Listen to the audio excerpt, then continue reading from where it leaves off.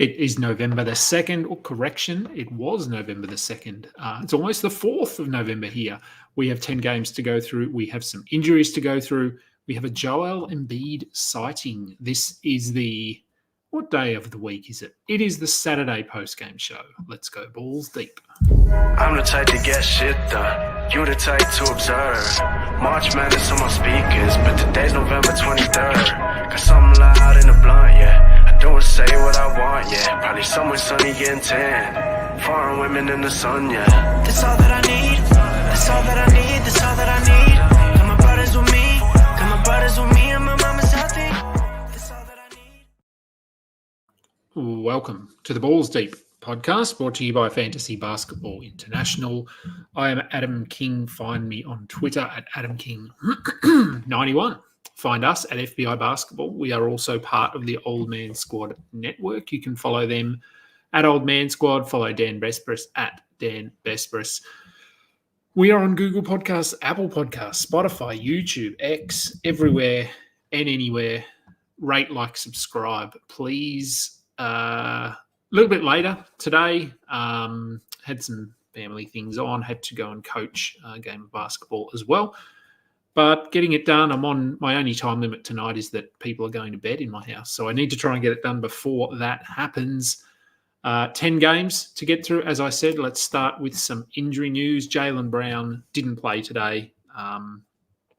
Hip flexor, a lot of hip injuries. There always seems to be one injury that people get a lot of each year. It was thumbs a few years ago.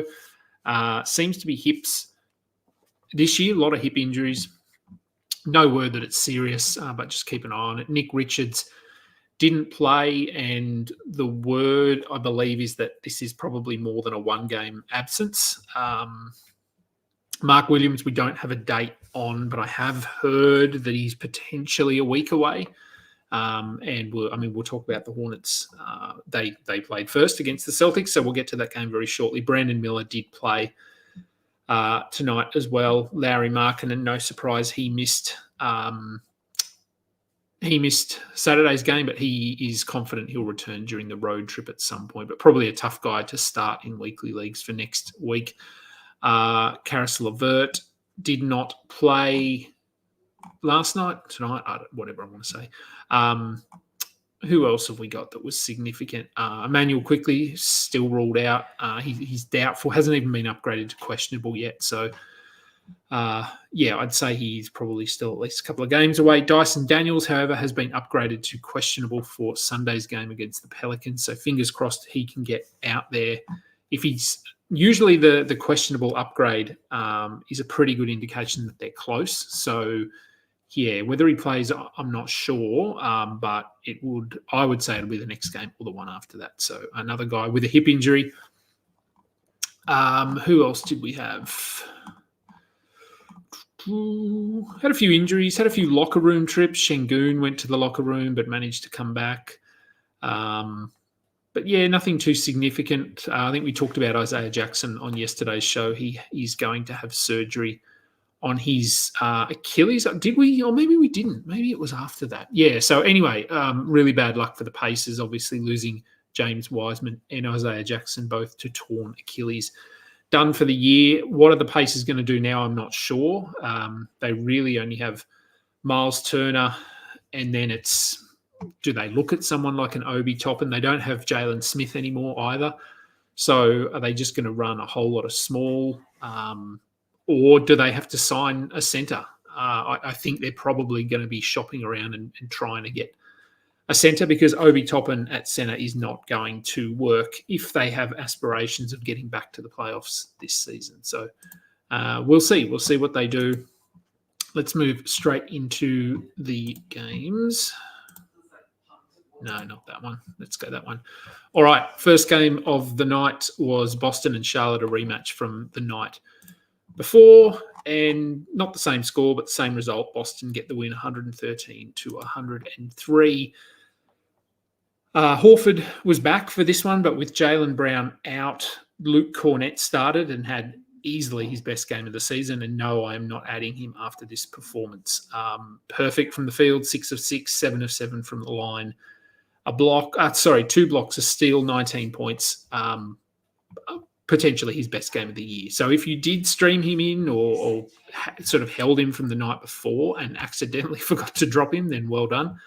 Horford, yeah, look, it's the risk you run when you roster him. He had 0 points, 6 rebounds, 5 assists and a steal in his 27 minutes. Everyone else was fine, though. Peyton Pritchard bounced back. He had 22 points, including 6 three-pointers. Doesn't give you a lot else, but playing heavy minutes and scoring the ball well this season. Charlotte, Miles Bridges continues to be really underwhelming, 6 points. And his shooting wasn't even that bad, 2 of 6. So, it's not great, but only 6 shot attempts. I'm not sure what's going on. He doesn't appear to be injured or anything. He's just really not playing well. So 6 points, 8 rebounds, 5 assists, 2 steals. Not much you can do with him. You just have to hold and hope that he figures it out at some point. Grant Williams started at center with Nick Richards out and did nothing. I think, did I talk about it on the show? I don't know. I just don't think he's a very good player. I think he's probably annoyed at the world because he was playing for Boston.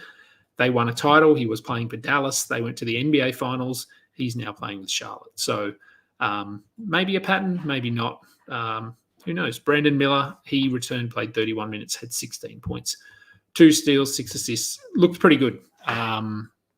So I get the bug off my screen. Looked pretty good. The fact he played 31 minutes would indicate that he is ready to go. LaMelo Ball had 36 points, 6 assists, 3 steals. Everything going here. He did foul out, but 15 of 26 from the field, 6 of 12. Didn't get to the free throw line. I guess that's maybe the only negative here. Trey Mann, quiet off the bench with only 10 points, but he remains a hold. And look, with no centre there, I'm not adding Grant Williams. I don't know if they're going to run with this lineup every game. I thought Diabate might be someone to look at, but he only played 14 minutes. I think it's probably just going to be a different guy each game. Deeper leagues, I guess you could pick up Grant Williams just because he's going to be playing 30-plus minutes. But as I said, I'm not a huge fan. On to the next one. Philadelphia continue to suck. They lost to Memphis. Memphis, good. We know they're dealing with a few injuries. So Aldama continues to start. Jalen Wells continues to start. Good game for Wells. He had 15 points, 2 assists, 5 rebounds, 2 threes. He's looking really comfortable in that starting role. Doesn't offer much outside of points and threes, but worth considering just while the Grizzlies are shorthanded. Likewise for Aldama, he had 10 and 13 with a steal and a block. He is worth rostering. Zach Edey continuing to look a little bit better, 22 minutes, which is encouraging, 10 and 10 with a steal and a block. So he has put together a couple of good games here. So I would be holding him. Upside's pretty limited just because it doesn't look like they're going to push him above 22 minutes. But yeah, this was sort of a blowout, sort of not. So I don't know if it's an accurate reflection. But I think 22 minutes is enough for him to have value. Scottie Pippen had 12 and 13 in his 29 minutes off the bench. He is a must roster. Jay Huff is not. He had 20 points in 14 minutes. Shot the ball really well. Good game, but we've seen what he's done the last couple of games, so I'm not rushing to add him. Over to the Philly side, Kelly Oubre. Yeah, if you want to roster him, you can. He did have 14 points. He had 9 of those, I feel like, in the first 4 minutes. He hit 3 threes in a row. Really did nothing after that. 2 steals and a block is handy. As soon as they start getting their guys back, he's going to drop off the radar, I think. Andre Drummond, speaking of dropping off the radar, 4 points, 9 rebounds. He's probably still a hold just because of the rebounds alone until Joel Embiid is back. But he's been pretty underwhelming. Tyrese Maxey, good enough, 23 points, 6 assists, 3 steals. Not his best game, but certainly not his worst game. Jared McCain was good off the bench, 19 points, but only 17 minutes, still not playing enough for me to have sustainable value there. And I guess Kyle Lowry, I don't know. He's just a hold. He's playing pretty limited minutes. 10 points, 2 steals is okay, but I'm not really interested. And yes, we did have a Joel Embiid sighting, but it was not during the game. It was after the game. Had a little altercation with the press there. No word on what's going to happen here other than the NBA is launching an investigation. So apparently it was some journalist that had written a column, I think, which mentioned some family members and that sort of thing. So, yeah, watch this space to see if there are any repercussions there for Joel Embiid in terms of when he can return. I do see some questions in there. We will get to them at the end, just so you're aware that I see them. Let's go to the next game. Sacramento and Toronto. Raptors were up big-ish in this one. Kings came back. Raptors get the win in overtime, 131 to 128. For Sacramento, we know the big four. They're fine. DeRozan, Murray, Sabonis, Fox. I'm not going to spend too much time talking about them. Triple-double for Sabonis, so that's good to see his assist numbers back up. Doug McDermott started for whatever reason because Kevin Huerter was out with an illness. They wanted to keep Monk, I suppose, in that sixth-man role, but interesting they didn't slide Keon Ellis in as the starter. McDermott did nothing as expected. Monk had his best game of the season, 21 points, so maybe this gets him going. Huerter had been slightly outplaying him, but as I've said, I do prefer Monk. Keon Ellis, in his 27 minutes, had 2 steals and 2 blocks. He's really just a steals streamer or a defensive streamer at this point because he has been playing limited, reduced minutes off the bench, let's say reduced minutes. Onto the Raptors. Another really good game from RJ Barrett. He continues to play really well. 10 of 26 from the field, obviously. Not ideal. 8 of 11 from the free throw line. Not his worst, but still not great.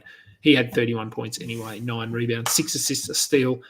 Jakob Poeltl continues his really strong season. Grady Dick had 22 points with 2 steals and remains a must-roster player.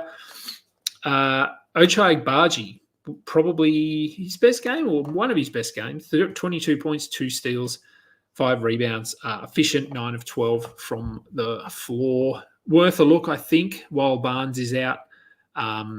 It's sort of between him and Jonathan Mobo, and he was far better here than Mobo.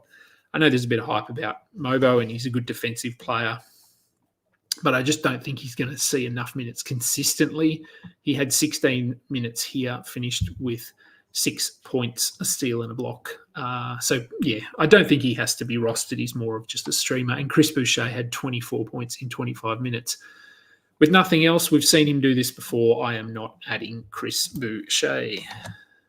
The Warriors and the Rockets, another weird game here. Warriors were up by about 30 at one point. Rockets came back, forced overtime. We'll talk about the Rockets box score in a second and how they got the game back to be competitive. But for the Warriors, Draymond Green, we just hold him until Curry's back and then reevaluate. Melton will come back as well. He had 14 and 11. Andrew Wiggins, 15 and 3. Yeah, he's plugging along. Trace Jackson-Davis, on the other hand, is not, and I think he can be dropped. He only played 13 minutes here. No reason to be holding him. No reason to be holding Moses Moody. No, Podziemski probably. 38 minutes. He did lead the team in minutes, so 12 points, 6 assists, a block. I think we're holding him. We're obviously holding Buddy Hield and trying to sell high if we can because this shooting is not sustainable. 27 points on 9 of 14 shooting. Obviously, the Warriors' structures are really good for Buddy. He's fitted in really well, but yeah, this isn't sustainable. And Jonathan Kuminga, look, the line looks pretty good. He had 23 points, 6 rebounds, and assist, 2 threes. But 26 minutes in an overtime game, that's okay. And there were periods of the game where he was just unplayable. He sort of, I don't know, like they kept him on late, but through the middle of the game there. I thought he would have been on. He wasn't. So I'm not confident. I'm holding him, obviously. 23 points is worth holding at least while Curry is out. But as we know, Curry could be back for the next game. So, yeah, just keep an eye on that for Houston. As I said, pulled back in this one after being down big, and it was on the back of their bench. Hence the inflated playing time for both Tari Eason and Amen Thompson, both of whom had easily their best game of the season. Tari Eason had 27 points, 9 rebounds, 4 steals, 3 blocks, 3 threes. We know he can do this, but that's almost double what he's been getting in terms of playing time. Same goes for Tari Eason, 18 and 11 with 4 assists and a steal. He's only been getting 20 minutes as well, 19 minutes. So both guys, I've talked about it to no end, that I think they should be rostered if you can hold them. They're sort of a stash, sort of not a stash. If you can hold them, I would. I'm holding Tari, I think, in 3 leagues, 2 or 3, and same for Amen Thompson, because I think we only need 1 injury, or as we saw here, a poor performance by 1 or 2 players for them to play bigger minutes. As for the starters, Dylan Brooks sucked. We don't need him. Alperen Şengün continues to struggle, only 21 minutes. He did have that locker room trip, as I said, but he just wasn't playing that well. He had 14 and 10 with a block. Fred VanVleet, one of the biggest buy lows of all time, 2 of 12 from the field. Throw out your buy low offers on him. And Jalen Green finally cooled off. He had 7 points in his 34 minutes, but pretty clear hold there. Okay, Cleveland and the Bucks. Bucks had an opportunity late to win this. Dame 3. It was close, but didn't drop. 113 to the Cavs. Normal performance here. Cavs, they're still rolling along nicely. Dean Wade is starting, but we don't need to roster him. With no Karis LeVert, we had more minutes for Isaac Okoro and Sam Merrill. Sam Merrill, we know, can be a 3-point streamer, a little bit like a Sam Hauser. He had 5 of them here. So if LeVert does miss more time, Merrill is someone to consider streaming in for the Bucks. Better, much better, if we compare it to their last game. Lillard, who was coming off a terrible performance, he ended with 41 points, 9 assists. Shooting was much better. 5 of 8 from the line is weird. Don't pay attention to that. Giannis, really good. Brook Lopez, he's been serviceable, but I'm not sad. I didn't draft him anywhere. Gary Trent can be dropped. Taurean Prince, if you streamed him and then accidentally forgot to drop him like I did, I'm okay with it. He had 16 points, 6 rebounds, and a steal. I really just want threes and steals, and he got, as I said, 1 steal and 4 threes. So pretty happy that I didn't drop him, but I probably will drop him now. And Bobby Portis, 10 points, 8 rebounds in 20 minutes. I think I mentioned in my, my read and react a few days ago that Bobby Portis is probably borderline, and someone commented and said, this guy is a, what they say, 17 and 8 or 15 and 8 guy, and you wouldn't be dropping him. And he's not a 15 and 8 guy. He's nowhere near that this season. So I think he should still be rostered, but upside is very limited as long as the starters are healthy there in Milwaukee. Speaking of poor performances, the Timberwolves go down to the Spurs 113 to 103, and that actually flatters the Timberwolves, to be honest, that scoreline. They were never really in this. Gobert got Embiid, 10 points, 3 rebounds. Just move on. He's been pretty good. So Randall continues to be good. McDaniels, we don't need to roster him. Conley and DiVincenzo, who I talked about on yesterday's show, I think they are both still rosterable. Conley really just for assists and steals. He had 3 of each here. DiVincenzo has a bit more offensive upside, and he actually played 28 minutes as opposed to Conley's 21. So this is going to go up and down, but I think both should still be rostered, as should Naz Reid, despite only having 11 points with not much else for the Spurs. Click the button. Sohan, another really strong game, 19 and 10, 4 assists, a steal, a block. He's been really good. Easily their most consistent player, if you ask me. Wemby, after his 5x5 game, he came back to earth a little bit, but still, if this is a bad game, then we're in for a good season. 17 points, 6 rebounds, 3 assists, 2 blocks, 1 steal, 1 3-pointer. Chris Paul seems to have found his offensive repertoire again, 15 points, 13 assists. He's looked really good the last week. Champagny, we're not holding. Keldon Johnson got hot off the bench. I don't really think you need to be adding him. Look at the schedule, though. Maybe you can stream him in for points, but nothing beyond that. Okay. All right. Miami and Washington. Pretty comfortable win here. Not surprising. Miami 118-98. For the Heat, very boring. I say it all the time, they're one of the most boring teams.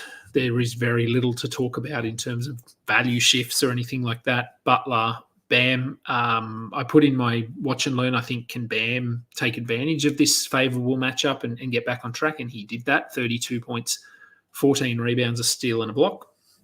So maybe you were able to buy low on him. I don't know. That's probably closed now. Rozier wasn't at his best, only 12 points and 4 assists. Tyler Hero, 15 and 6 rebounds, but no one really needed to be at their best here against the Wizards. Alec Burks, he popped for 15 points off the bench, but we don't need to be looking at him in standard leagues. On to the Washington box score. Jordan Poole continues to play pretty well. 21 points, 2 steals. Look, yeah, I mean, it's come back a little bit, but he still looks good. He's still being aggressive offensively. He's handling the ball. The steals are curious, so we'll see if they stick, but it's really good. Bub Carrington, 37 minutes. That is probably the most encouraging part of this line, although the 8 assists are interesting, 4 steals. So, yeah, not his best scoring night, only 4 points, but I think he's probably worth holding. I've got him in a couple of teams, and I'm just going to roll with him. Alex looking better and better. He had 17 and 6 with 4 blocks. Kaishan George had 6, 8, 3 blocks, a steal. Probably, look, if you're holding like a Caruso or who else might you be holding for steals? I don't know, maybe Kaysen Wallace. I don't know. If you're holding someone just for defensive stuff, I'd give Kaishan George a look as long as Kyle Kuzma is out. And Bilal Coulibaly, he continues to shoot the ball really well, 22 points, no defensive stats, so he's sort of doing the reverse of what we thought he would do. But nonetheless, a good performance. And Jonas Valanciunas, 16 minutes, 4 points, 7 rebounds, a steal and a block. Is he a drop? He's close. They just don't need him. I mean, he's going to play bigger minutes some nights, and then other nights he's not, and depends on the opposition, going small. I think he's probably a hold, but I don't sort of envisage him being anything like he has been in the past. On to Utah. Look at Utah and Denver, a better performance. Utah at least got 100 points, 103, losing to the Nuggets 129. Never really in doubt again here. Colin Sexton started with Jordan Clarkson out with plantar fasciitis. So Sexton only had 10 points, a steal, 4 assists, but only 6 shots. So weird. 26 minutes. I'm holding him at least while Clarkson is out because I think he'll continue to start. So just hold him and see what happens. Keontae George. Shooting was a little bit better here. He had 16 and 8. Walker Kessler, 18 and 14 with 5 blocks. He was a team worst minus 31, but the numbers are great. So if we ignore that column, a very good night for him. Filipowski, only 18 minutes and did nothing. Cody Williams, 20 minutes, did nothing. I'm not really looking at those guys. Johnny Juzang had 17 points off the bench, but hadn't been doing much prior to this. John Collins, 15 points in his 22 minutes. Really hard with the Jazz because they're losing so many games by big margins that we don't really get a good read on what their rotation is going to look like. Close game, and it doesn't really matter because they don't play many close games. So it is a tough one. On to Denver. Jamal Murray was out with that concussion. So Russell Westbrook started. He Russell Westbrooked all over your percentages, 2 of 11 from the floor and 0 of 4 from the free throw line. It's the price you pay. As I said yesterday, his offensive decline is pretty impressive. He's worst shooter in the league. I don't know. He's right up there. He did salvage it. He had 7 assists, 5 steals. So if you can ignore the lack of points and the trash percentages, then this was okay. But then we get on to the good stuff. Christian Brown, 17 points, 2 rebounds, 3 assists, 2 steals. He continues playing really well as the starter. Jokic, strong game. Gordon, strong enough. Michael Porter Jr., strong game. Always going to happen against the Wizards. I did say that, or I was curious as to whether we'd see more Julian Stroufer. We saw 19 minutes of Julian Stroufer, and he had 19 points in those 19 minutes. This is what he was doing in the preseason, but I don't think this is anything we need to pay too much attention to, unless we get word that Jamal Murray is going to miss more time with this concussion. They do vary. I know here in Australia, in some of our football and things like that, concussions are sort of 10 days at least, but there's different categories and all sorts of things. So we'll see. Stroufer might be a points streamer if Murray is going to miss some more time. Portland and Phoenix. Portland go down 103-97, so kudos to them for keeping it close. Jeremy Grant back on track with 20 points, a steal and a block. Tamani Kamara just keeps doing enough. Different categories every night, it seems. 7 points, 10 rebounds, 2 steals. He hit a 3. Should be rostered. DeAndre Ayton, 10 and 13. Should be rostered.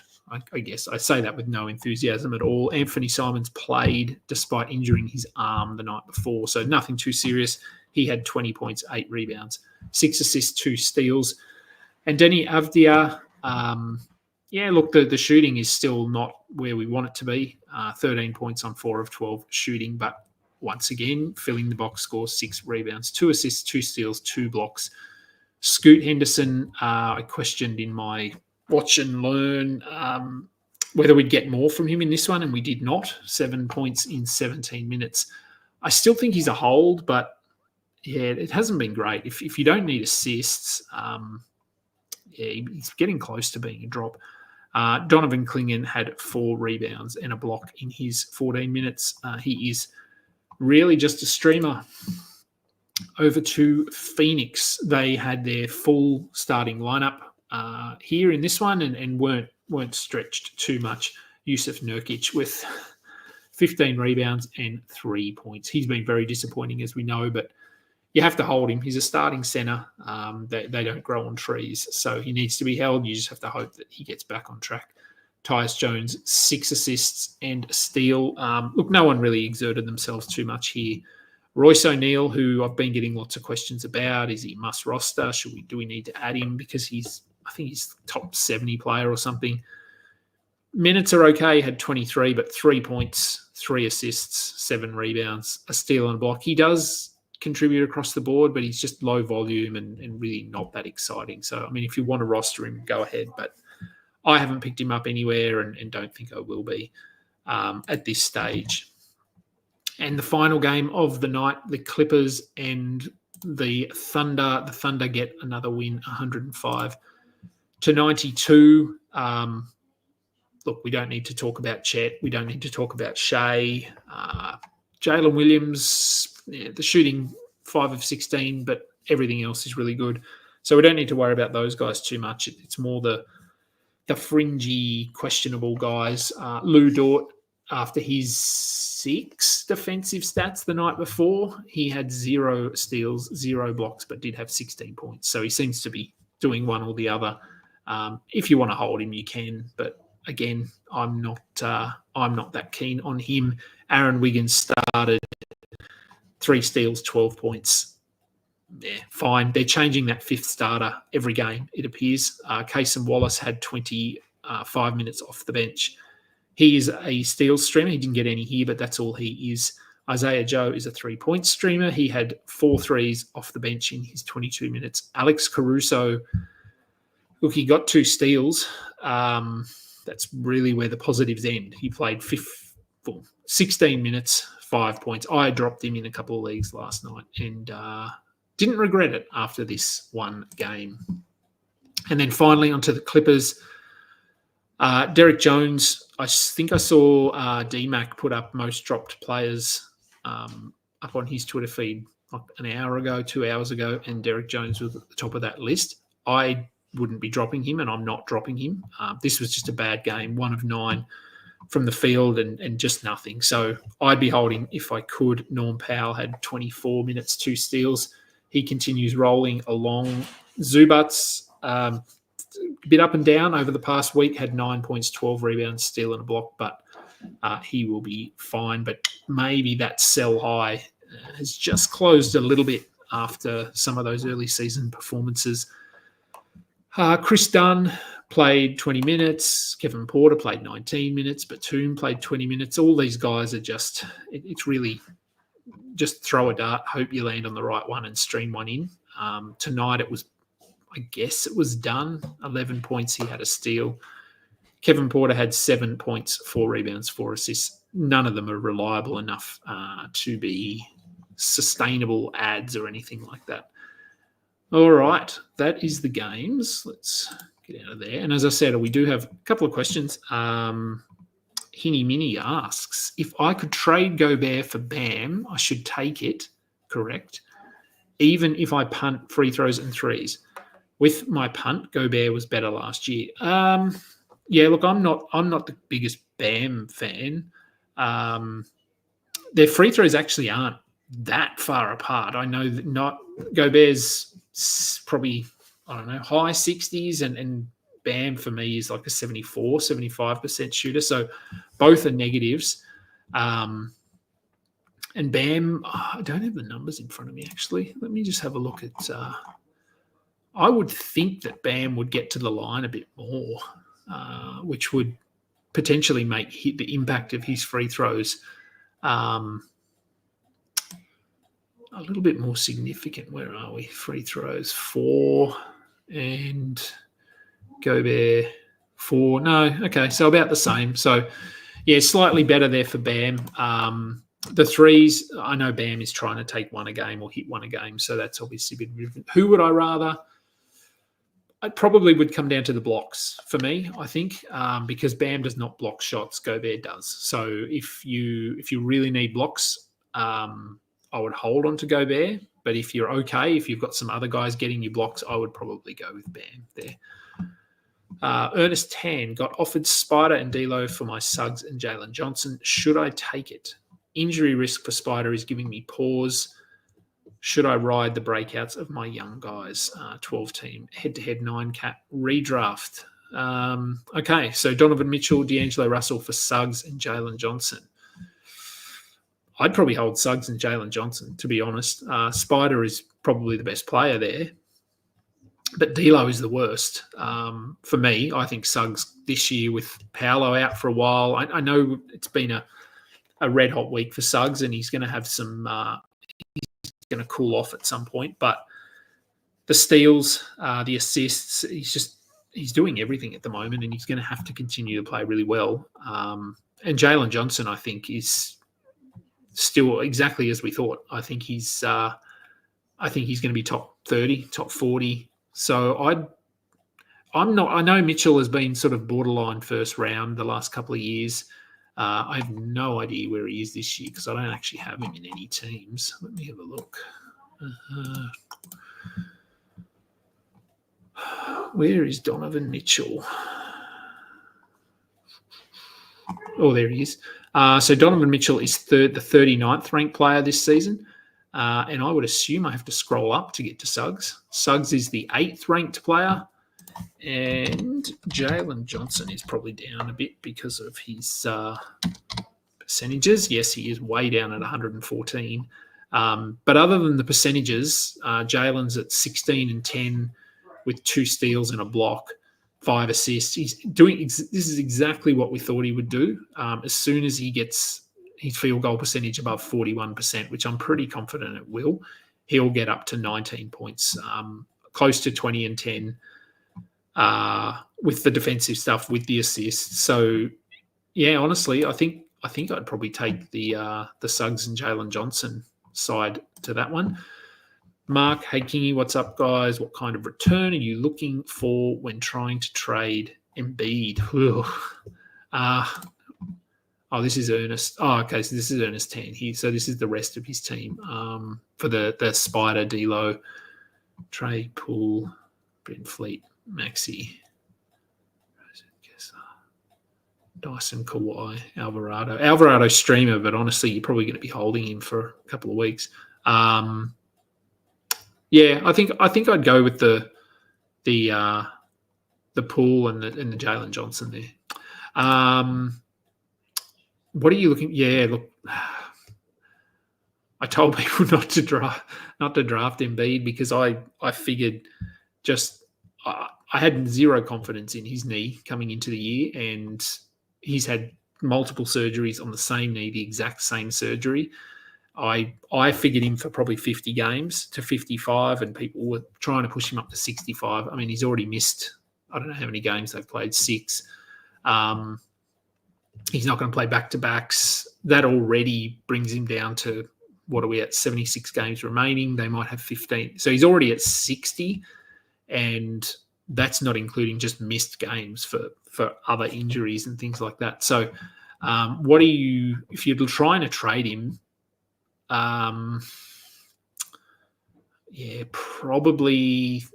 You want to get as high as you can, obviously. So if you're the one trading him away, you'd be trying to get a second rounder, I guess. But if you're offering up, if you're trying to acquire him in a trade, how high do you think you would have to go in terms of giving up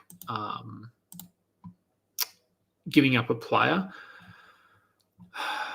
Look, I think Embiid, if he plays 50 games, I think he's probably still a second rounder, even in totals. He's that good.